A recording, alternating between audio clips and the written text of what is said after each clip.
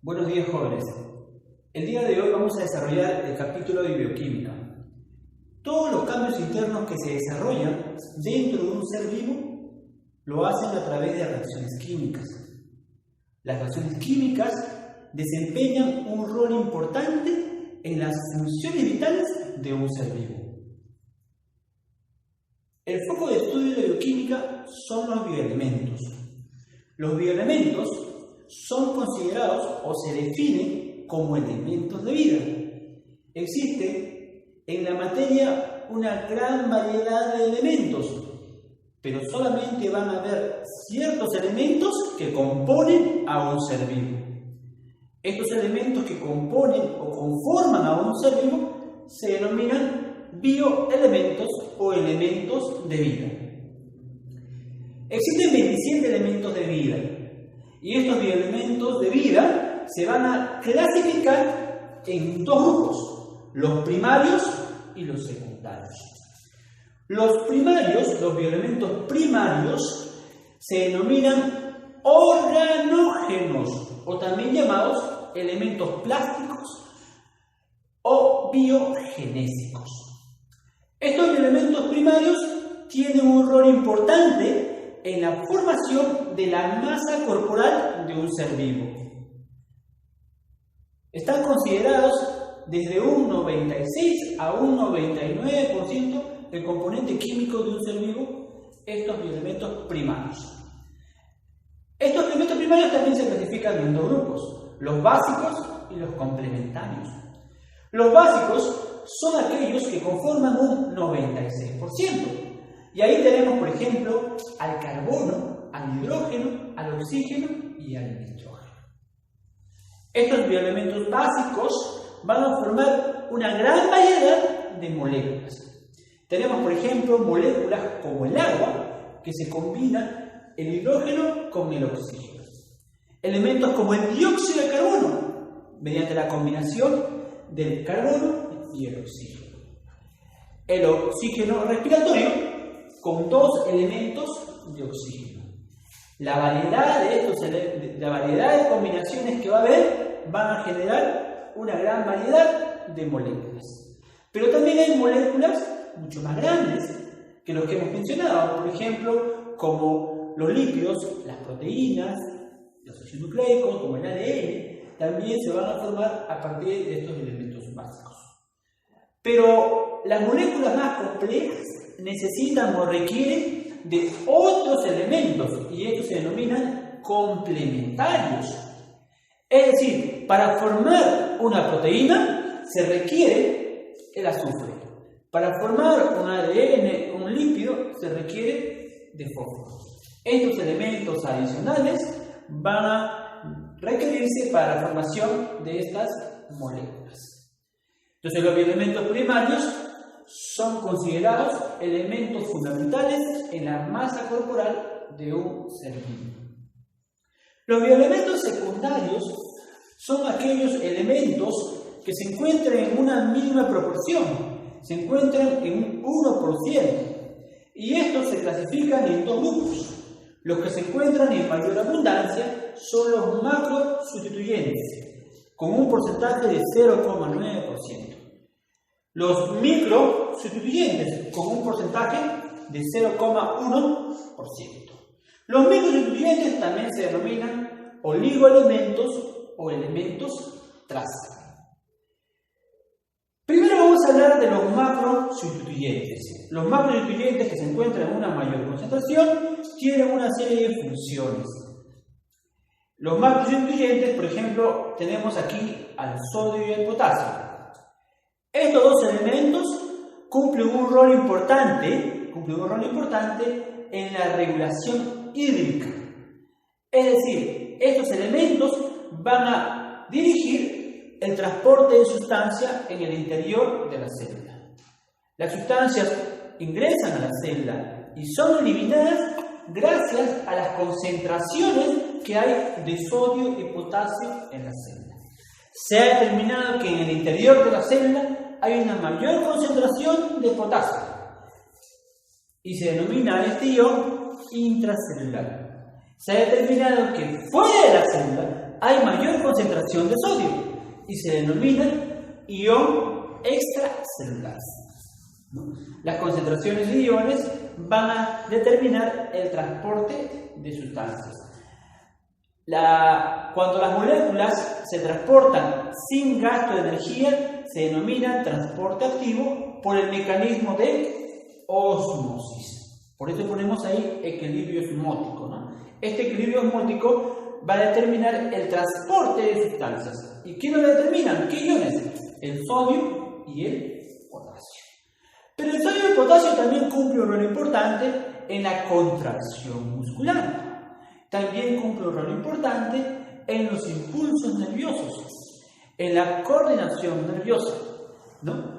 Esas son sus funciones que tienen estos iones. También se ha determinado que el potasio es el componente importante, ¿no? Justamente en algunos organismos. El calcio es un elemento plástico, es un elemento que va a conformar el esqueleto de un ser vivo.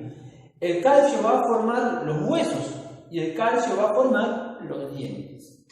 Nuestra dieta alimenticia, rica por ejemplo como leche, huevo y carne, tienen gran contenido de calcio. Entonces, ¿esto qué nos aportan? Nos aportan calcio para el componente de nuestro esqueleto y estructuras duras como también en los dientes, ¿no? Calcio.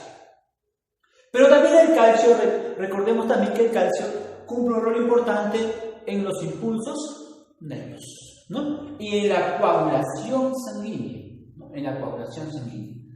Por eso se dice, es un fermento el calcio, ¿no? Permite la fermentación de la sangre, ¿no? El magnesio. Las plantas cumplen un rol importante en los seres vivos. Son organismos productores.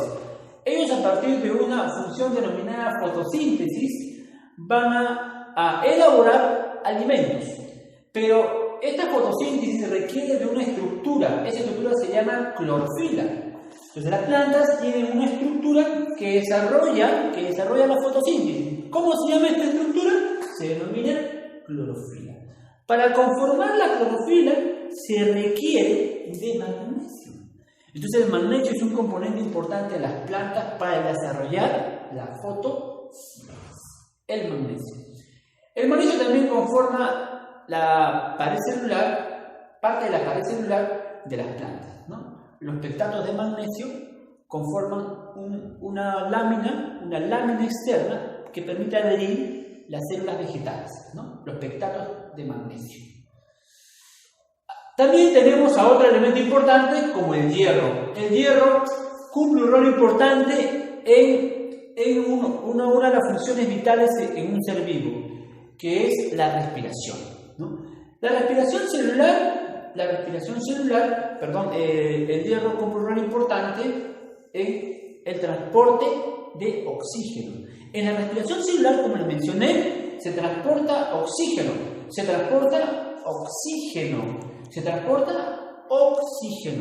Y ese oxígeno va a ser trasladado por la hemoglobina que se encuentra en los glóbulos rojos.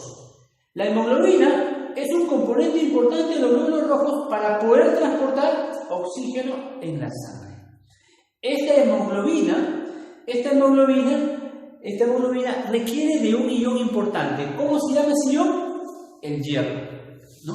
Una persona que tiene déficit de hierro no va a tener una eficiencia importante en el transporte de oxígeno.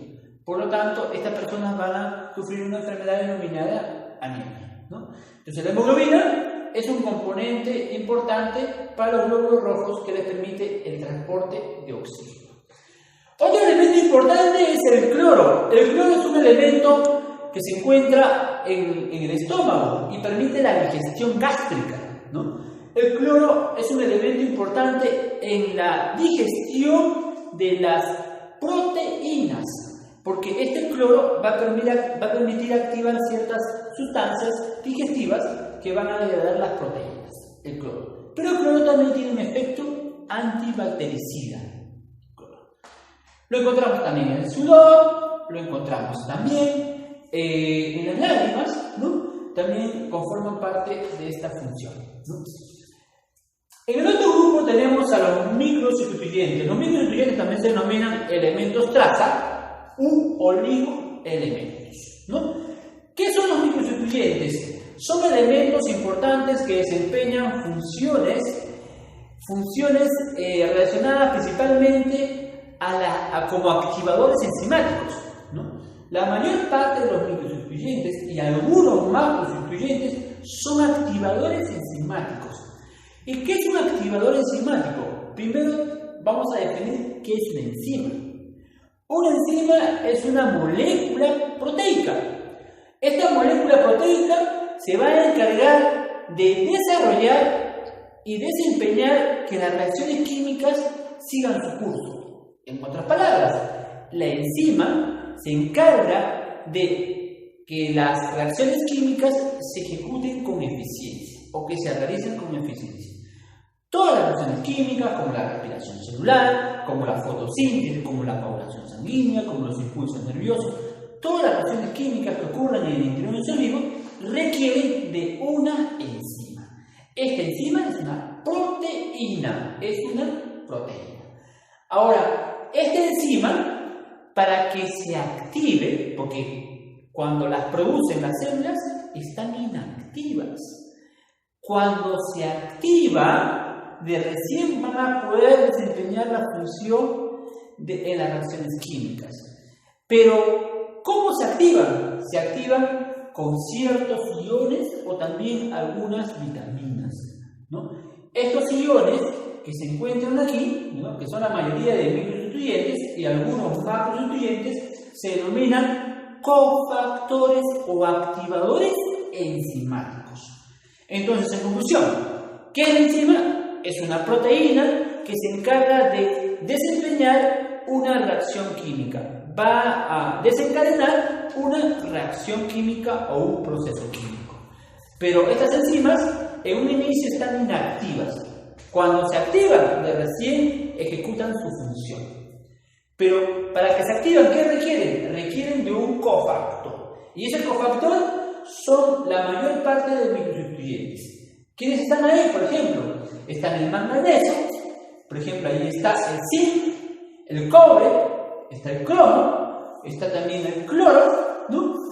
Y está el magnesio, y así justamente estos activadores enzimáticos se van a encargar justamente de que la enzima pueda ejecutar su función en la reacción química.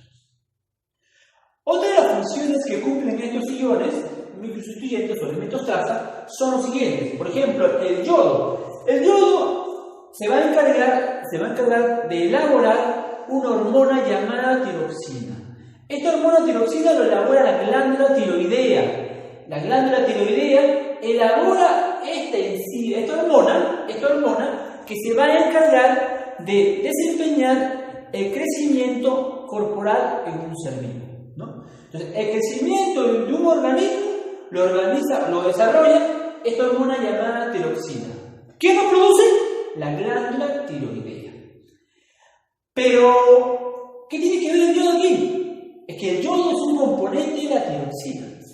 Entonces, cuando la glándula tiroidea tiene déficit de yodo, esta glándula tiroidea empieza a inflamarse, ¿no? Ya que hace un gran esfuerzo para poder elaborar tiroxina.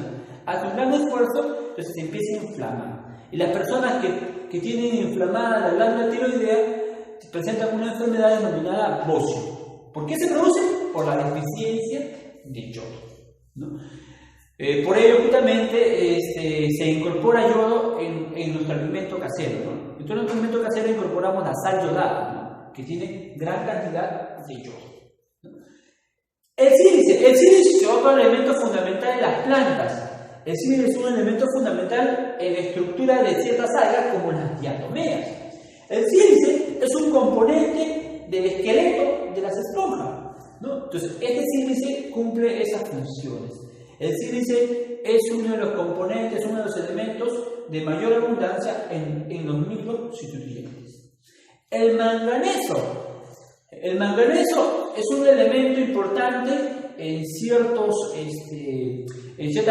sustancias enzimáticas, ¿no? Pero también es un componente importante en una estructura que se encuentra en la función de la fotosíntesis, ¿no? En el interior de los cloroplastos hay una estructura llamada tilacoide, ¿no? Ese tilacoide presenta una estructura que absorbe la energía luminosa y se llama fotosistema, ¿no? Este fotosistema, que es el fotosistema 2, no es el 1, sino el fotosistema 2, requiere de manganeso. El flúor es un elemento que permite la protección de los dientes, ¿no? Esa es su función. El selenio, el zinc, el cromo, el cobre son cofactores enzimáticos, al igual que los demás iones que hemos mencionado, ¿no? Entonces, esos son los microsustituyentes.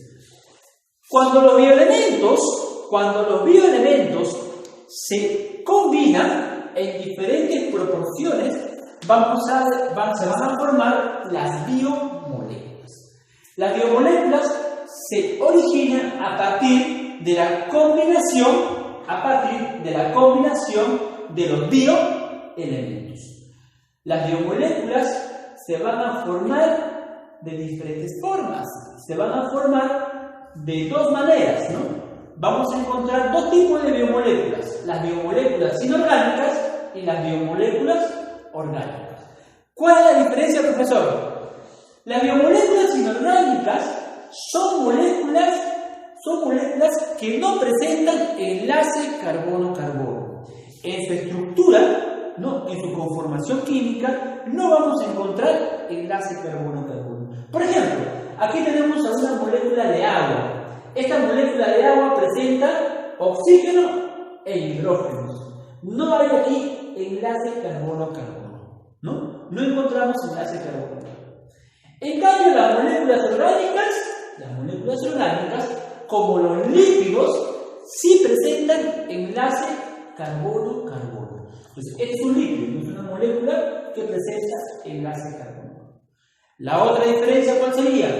Que las moléculas inorgánicas son pequeñas, no son moléculas extensas, sino son moléculas pequeñas. Aquí tenemos 1, 2, 3 elementos, nada más, con el agua, ¿no? Y simples, ¿no? Porque solamente tenemos dos variedades de elementos.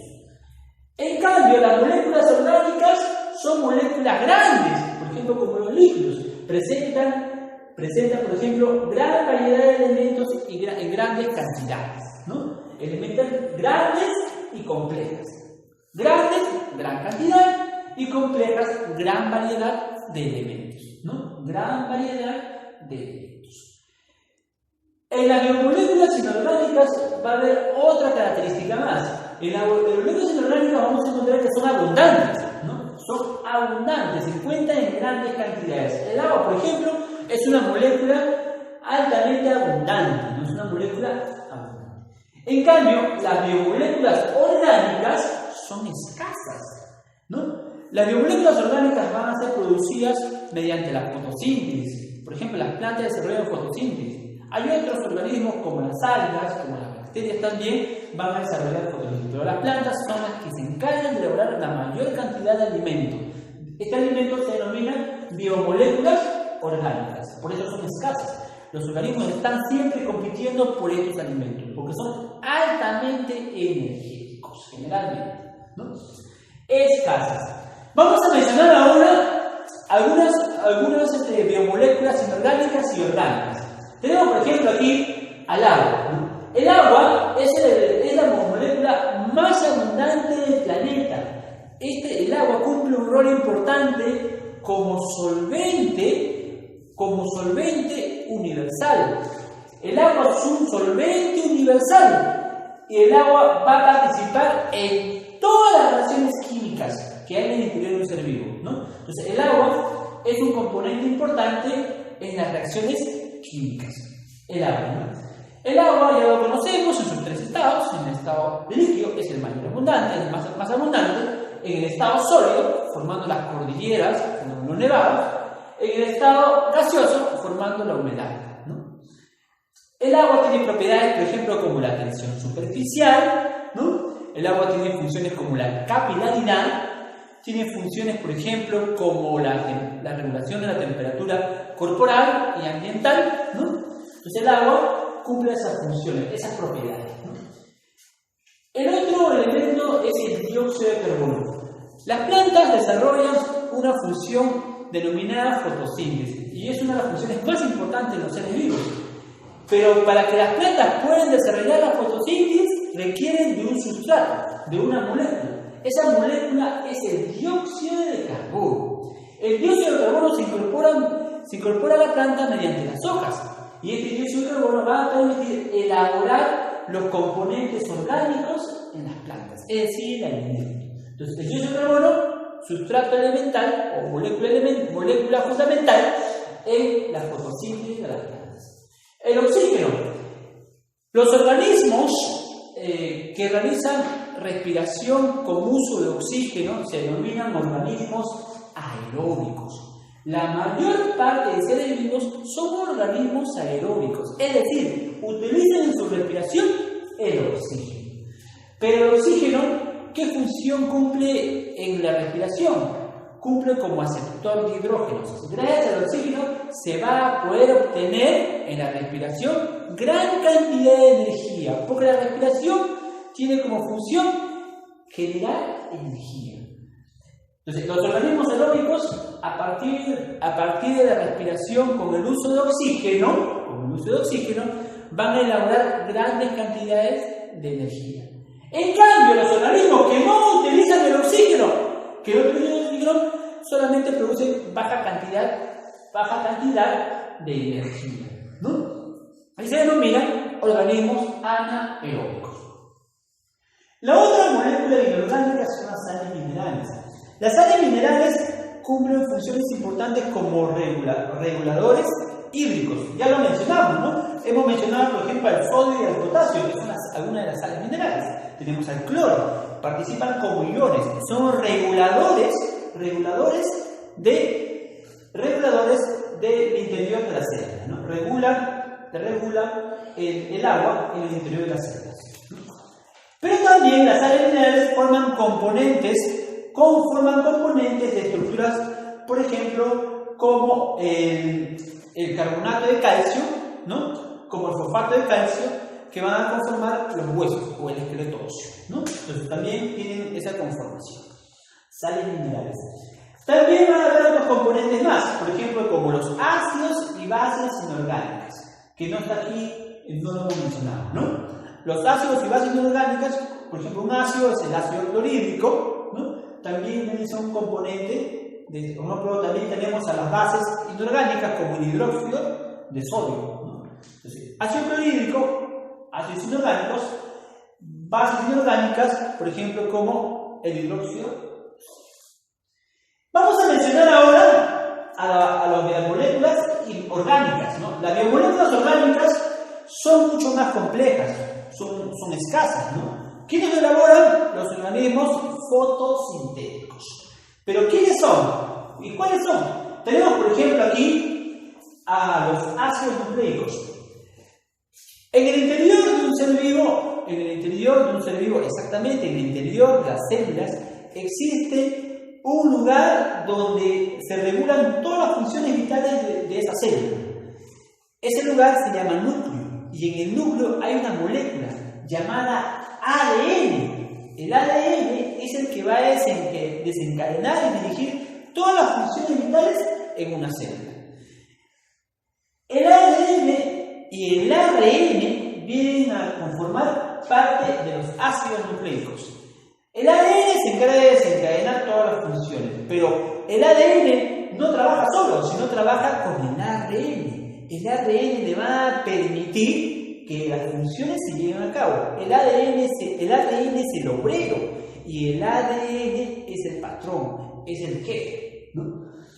Los ácidos nucleicos están conformados por unidades mínimas, tienen un componente. Ese componente se denomina nucleótido, ¿no?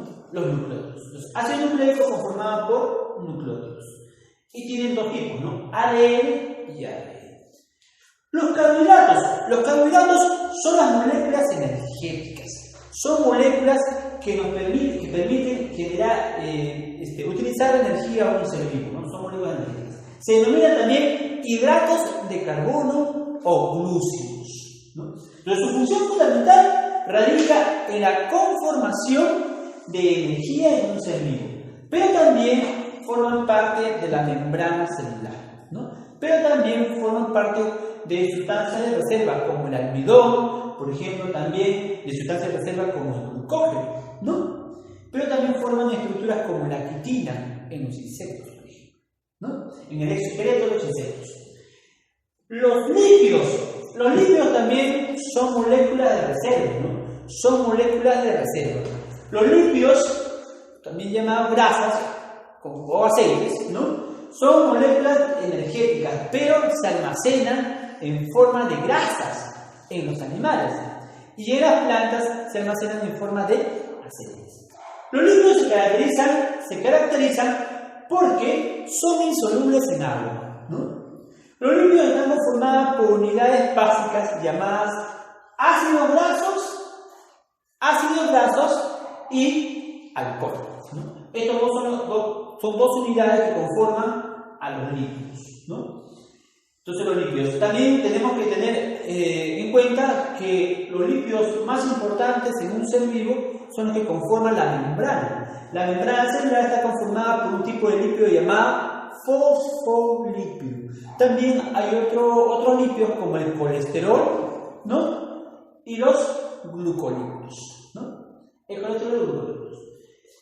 El otro molécula son las proteínas. Las proteínas son moléculas estructurales, son moléculas que conforman la masa corporal de un ser vivo. Un ser vivo está conformado cerca del 60% de proteínas. Las proteínas entonces cumplen ese rol importante, ¿no? Pero las proteínas también forman parte de la membrana. Recuerden que la membrana celular tiene cerca de un 60% de proteínas, ¿no? Las proteínas presentan una unidad básica llamada aminoácidos. Y estos aminoácidos se van a ordenar en diferentes niveles, ¿no? Porque las proteínas tienen 4 tipos de estructuras.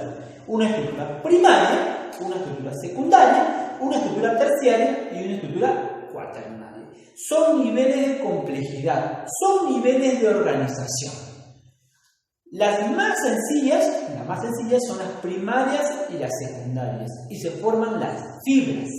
Por ejemplo, ahí tenemos fibras como la queratina, fibras como el colágeno, la fibroína, ¿no? Por ejemplo, la queratina lo tenemos, por ejemplo, en las uñas y en el cabello. El colágeno y la elastina lo tenemos en la piel. La fibroína en la tela de araña, ¿no? Entonces, esas proteínas cumplen esa función, la función de la masa corporal de un ser humano, ¿no? También vamos a mencionar a otro tipo de biomoléculas, por ejemplo, como las vitaminas. Las vitaminas son también activadores enzimáticos, como hemos mencionado, ¿no? Las vitaminas se encuentran en pequeñísimas cantidades en un ser vivo, pero tienen un rango de concentración. Si escapa de ese rango de concentración, pueden tener un problema fisiológico. Entonces las vitaminas se requieren en bajas concentraciones. Hay vitaminas liposolubles, o sea, solubles en lípidos, y hay vitaminas hidrosolubles, es decir, solubles en agua. No, las vitaminas hidrosolubles no duran demasiado en el cuerpo, ¿no? Se eliminan por orina.